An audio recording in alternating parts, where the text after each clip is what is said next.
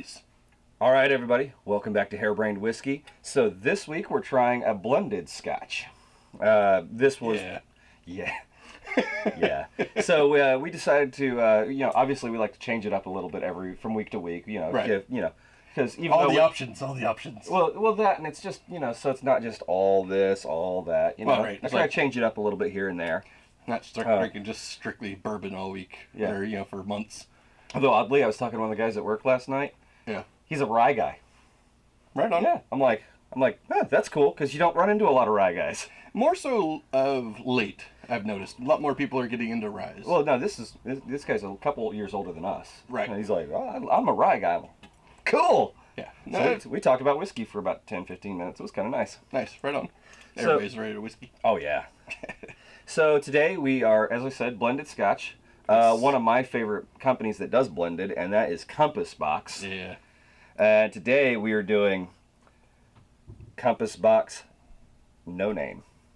Now, with No Name, the whole reason this came about is, so Compass Box, I know you know this, but Compass Box has this thing that they like to do where they source all their whiskeys, they blend them, and then they release it based on the taste profile they're going for. Right. Well, they are one of the handful of Scotch companies who like to be perfectly transparent about what's going in the bottle. Right. Scotch Whisky Association does not really like that. So SWA got on their asses about some stuff, and so finally they were like, okay, cool. We're not going to name the distillery that it's from. So what are we going to do instead? We're going to put the address or the location of that distillery so that there's no doubt as to where it came from. But we didn't get the name, so. But we did not say what distillery it came from. Right. Just a little thumb the nose. Yeah, I love these guys. Just right. That fuck you. Just the wise guys. So this one is really one of my favorites. This is also considered a limited edition. I don't know how limited it is, but I know it is hard to find. In some areas, yeah, for sure. In a lot of areas. And it can be a little pricey. It can be very pricey depending on where you're at. That's a little bit heavier pour than I meant. That's okay because I love this stuff. Heck yeah. So if you are, well, I don't want to give anything away yet, but so this one, so this one is at 48.9 ABV. And just so you guys know, is right on the nose. It's peat for days. Yep. Oh yeah. But it's not like it's a lightly medicinal.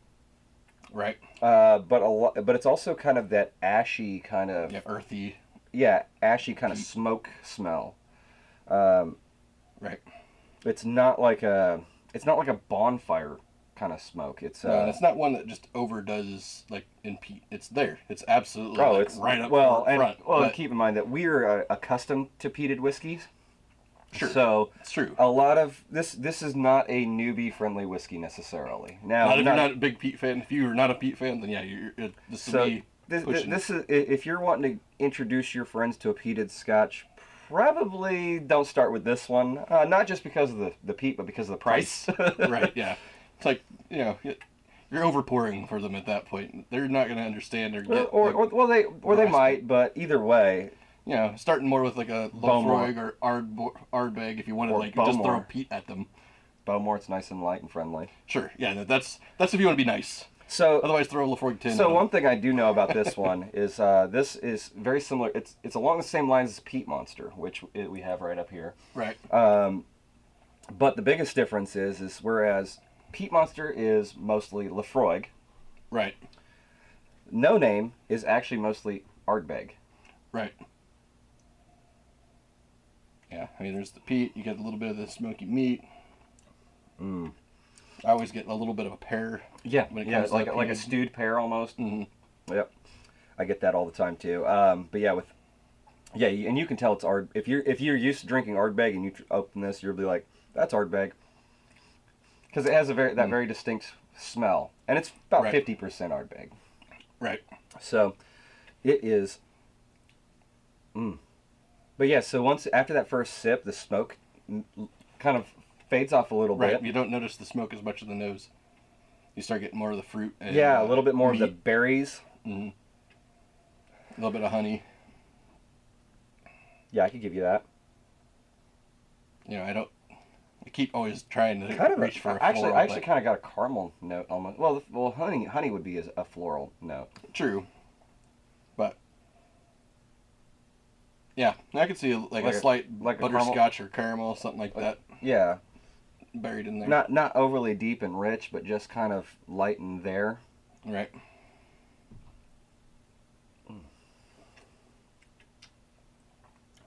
Oh man, yeah. It's kind of got a creamy mouthfeel. Right. Yeah, no, it's very full. No, yeah, I guess it's a full bodied. It's definitely full bodied. The oil just coats and yeah, and it just rolls across. And next time, turn your phone volume off. Yeah, I forgot. I noticed. But yeah, it's so yummy. Mm. Yeah, this is when you like actually sit back and like just dig around in for a while. Yeah, and you get a little alcohol burn from it because I mean, sure. not much, but it's a little spiky. It's a little sharp. Right, but after it's got that little bit of heat to it. Sure. But not like overly aggressive. No, and once you have a couple sips off of it, that kind of vanishes out. Right. It's you start to adjust. All in all, yeah, damn fine. So a couple drips. Yeah, let's go ahead and see what the water does to this. I'm just gonna open I have a feeling it's gonna make it a little bit mean, because possibly. I know a lot of my Isla whiskeys that I enjoy, they get a little aggressive when you add water to them. So. Oh man, that is like yeah, it's like the same thing. You're like, ooh, it's like a little bit of cinnamon and like vanilla. Yeah, I mean there's still a smoke kind of over it, but right, the smoke's over the top of everything, so the smoke's kind of floating on top of the flavors. It's like a smoky vanilla, a smoky cinnamon. And I get more of that. I get almost an apple. Yeah, or like apple butter. I think you're just thinking apple butter. Could be, but because I was thinking I'm getting like a slight butter note out of it. Yeah, that's what I was thinking too. You said apple, and I'm like, apple butter. Yeah, I kind of see where you could head that direction. Yeah. Right. And there's still that kind of bacony kind of flavor or smell. Kind of has that.